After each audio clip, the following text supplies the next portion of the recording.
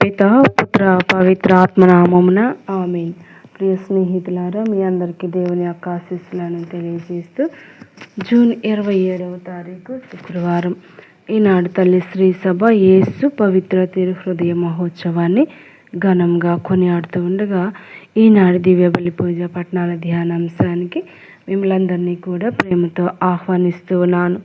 మొదటి పట్టణము యెహెజ్కేలు గ్రంథం 34వ అధ్యాయం 11వ వచనం నుండి 16వ వచనం వరకు. పునీత పౌలు రోమీలకు రాసిన లేఖ 5వ అధ్యాయం 5వ వచనం నుండి 11వ వచనం వరకు.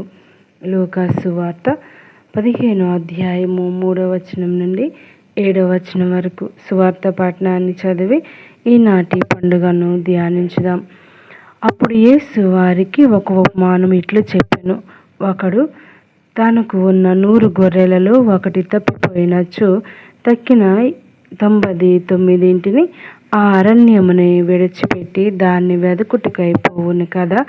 అది దొరికిన పిమ్మట వాడు సంతోషముతో దానిని భుజములపై వేసుకొని ఇంటికి తీసుకొని వచ్చి తన మిత్రులను ఇరుగు పొరుగు వాళ్ళను పిలిచి, తప్పిపోయిన నా గొర్రె దొరికినది, నాతో పాటు ఆనందింపుడు అని చెప్పును. అట్లే హృదయ పరివర్తనం లేని 99 మంది నీతిమంతుల కంటే హృదయ పరివర్తనము పొందు ఒక్క పాపాత్ముని విషయమై పరలోకమున ఎక్కువ ఆనందం ఉండునని నేను మీతో నిశ్చయంగా చెప్పుచున్నాను. ఇది ప్రభు వాక్కు. సర్వేశ్వరునికి వందనములు. ధ్యానాంశం: ప్రభువా, ప్రేమతో రగిలే హృదయాన్ని మాకు ప్రసాదించండి. మంచి కాపరి యేసు ఉపమానమును ఒక వ్యాపారవేత్తకు వివరించినచో తన జీవితంలో అటువంటి పద్ధతిని పాటించినని, ఒక గొర్రె పిల్ల కోసం మిగతా 99 గొర్రెలను వదిలిపెట్టడం సమంజసమని చెప్పగలడు. వ్యాపారం చేయుటకు యేసు చెప్పిన ఉపమానమును పాటించినచో లాభసాధ్యము కాదు, దివాళా తీయుటకు దారి చూపునని చెప్పును. నేటి సువిశేషమందు యేసు మంచి కాపరి ఉపమానమును బోధిస్తూ దేవుని అత్యున్నత ప్రేమ విలువను తెలియచేస్తున్నాడు.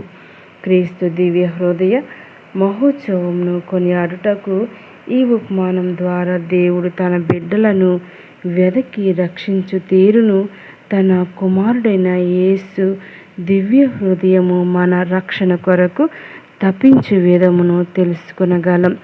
దేవుని ప్రేమతో మన హృదయాలు నింపబడగా ధైర్యముతో సువిశేష మార్గమును ఎంచుకొనిదమని, తద్వారా దేవుని ప్రేమ పొరుగువారితో కూడా పంచుకొనుటకు ప్రయత్నం చేసేదమని ఈ మహోత్సవం మనలను ఆహ్వానిస్తూ ఉంది.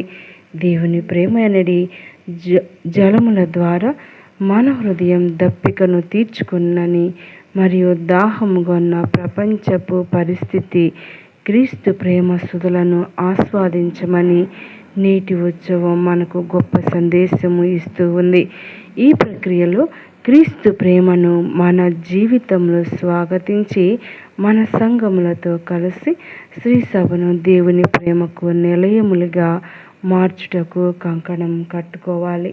ప్రియ స్నేహితులారా, మరి ఈనాటి గొప్ప అంశాన్ని మనం ధ్యానిస్తూ ఉండగా ప్రభు మనతో మాట్లాడేటువంటి విషయం ఏమిటి అంటే, మన కథోలిక పుణ్యక్షేత్రాల్లో క్రీస్తు తిరుహృదయ స్వరూపాలు మరియు చిత్రపటాలు మనకు కనిపిస్తాయి.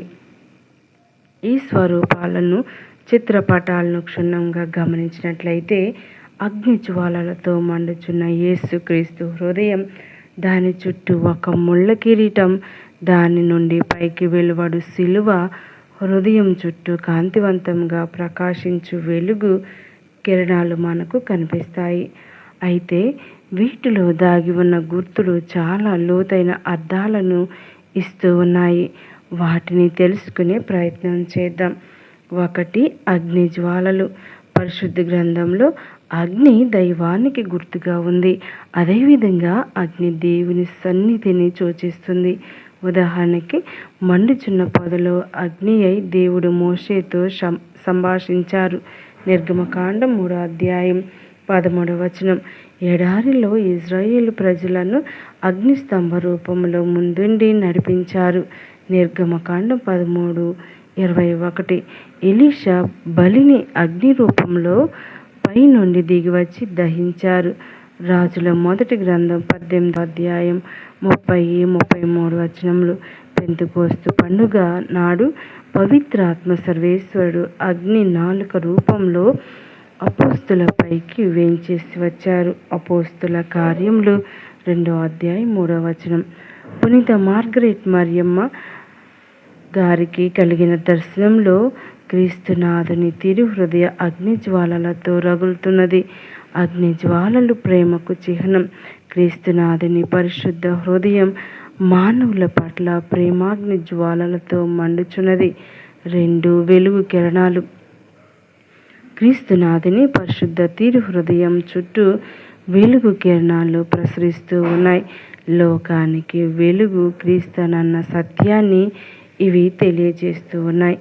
సౌలు క్రీస్తు దివ్య వెలుగును చూసి పౌలుగా మారి గొప్ప సాక్షిగా చరిత్రకెక్కారు. మనం కూడా ఆ వెలుగుబాటులో పయనించాలి. 3 బాణం. రోమన్ పురాణంలో కుపిడ్ అనే ప్రియుడు బాణం వదిలి తన ప్రియురాలికి తన ప్రేమను తెలిపాడు. బాణం గుచ్చుకున్న గుర్తు మనపై ప్రభువుకున్న ప్రేమకు, దయకు, కరుణకు గుర్తు. మనం చేస్తున్న పాపాలు ఇలా బాణం రూపంలో ప్రభు హృదయాన్ని గుచ్చుకుని తీవ్రంగా బాధిస్తూ ఉన్నాయి. 4 ముళ్ళ కిరీటం. నాడు క్రీస్తు శిరస్సుపై ముళ్ళ కిరీటం పెట్టబడింది. నేడు మళ్ళీ అదే కిరీటం తిరు హృదయ దర్శనంలో హృదయం చుట్టూ కనిపిస్తూ ఉంది. ఈ ముళ్ళ కిరీటంలో ఒక్కొక్క ముళ్ళు మనందరి ఒక్కొక్క వ్యక్తిగత పాపాన్ని సూచిస్తున్నది. ముళ్ళులా ఆ పాపాలు తిరు హృదయాన్ని గాయపరుస్తూ ఉన్నాయి. కాబట్టి పాపాలకు దూరంగా ఉందాం. ఆ తిరు హృదయాన్ని ఓదార్పును చేకూర్చుదాం. 5వది సిలువ. కల్వరిలో క్రీస్తుకు కొట్టబడిన సిలువ ప్రభు దేహంలో భాగంగా బరువెక్కిన ఆయన తిరు హృదయాన్ని కూడా మోసింది. నాడు సిలువ చాలా పెద్దది, హృదయం చాలా చిన్నది. నేడు ఈ తిరు హృదయం నుండి సిలువ పైకి ఉద్భవిస్తున్నది. హృదయం పెద్దదిగా, సిలువ చాలా చిన్నదిగా కనిపిస్తూ ఉంది. ఆ హృదయమే మన కోసం శ్రమల సిలువను ప్రేమతో మోసింది. ఆ కరుణామయ హృదయం నుండే సర్వ మానవాళికి రక్షణ లభిస్తూ ఉంది. ఇవి ఈ చిత్రంలో ఉన్న గుర్తులకు లోతైన అర్థాలను మనం చూస్తూ ఉన్నాం. ప్రియ స్నేహితులారా, మరి ప్రొటెస్టెంట్ మతం జెన్సనిజం విడ్డూరంగా విస్తరించి కథోలిక క్రైస్తవ విశ్వాసం ఇంగ్లాండ్లో సన్నగిల్లుతున్న రోజులవి. ఫ్రాన్స్లో కూడా లౌకిక రాజైన 14వ లూయిస్ ఏలడం వల్ల 17వ శతాబ్దంలో ఈ సభ విశ్వాస వెలుగు కొడిగట్టింది. అట్టి దుస్థితిలో ఆ వెలుగును ప్రజ్వరిల్ల చేయటానికి ఫ్రెంచ్ కన్యకామణి అయిన మార్గరెట్ మేరీ అలౌక్వేకి గారికి దేవుడు ఎన్నుకున్నాడు. వీరినే మార్గరీత మరియమ్మ గారని కూడా పిలుస్తారు. 1673 డిసెంబర్ 27 నుండి వరుసగా మార్గరెట్ మేరీ గారికి ప్రభు కనిపించటం మొదలైంది. ఆ దర్శనాల్లో ప్రభు తన పవిత్ర హృదయం పట్ల భక్తిని వ్యాపింపచేయ ఆయమ్మ ఒక సాధనముగా పని చేయాలని కోరారు. ఒకసారి ఆమె గాఢ ధ్యాన సముద్రంలో మునిగి ఉండగా క్రీస్తు కనిపించి తన గౌరవార్థం 9 శుక్రవారాల్లో దివ్య సప్రసాదంలోని పవిత్ర ఆరాధన గడియలు పాటించాలని కోరారు. మరియు పవిత్ర హృదయ పండుగను స్థాపించి ఘనంగా కొనియాడాలని కూడా కోరారు. ప్రేమాగ్ని కురిపించే తమ హృదయం పట్ల నింద అవమానాలు తొలగింపగలగాలని ఆదేశించాడు. తమ పవిత్ర హృదయం ఆశీర్వాదాలు పొందాలని చెప్పారు. జూన్ మాసంలో యేసు తిరు హృదయం గూర్చి ధ్యానిస్తూ ఉంటాం. జూన్ మాసంలో యేసు తిరు హృదయం గూర్చి ధ్యానిస్తూ ఉండగా, యేసు తిరు హృదయం సున్నితత్వానికి, ప్రేమకు, కరుణకు గుర్తుగా ఉన్నది. అలాగే యేసు తిరు హృదయం సరళతకు చిహ్నంగా కూడా ఉంది. యేసు తిరు హృదయం సాధువైనది, దయగలది, సున్నితమైనది, సకల మానవాళిని క్షమించగలిగి దేవుని ప్రేమను పంచే హృదయం. యేసు హృదయం మనలను ప్రేమించుటకు తెరచి ఉంటూ ఉంది. తన తెరచిన హస్తంతో మనస్సు ఎల్లప్పుడూ కౌగలించుకుంటకు ఆహ్వానిస్తూ ఉంటాడు.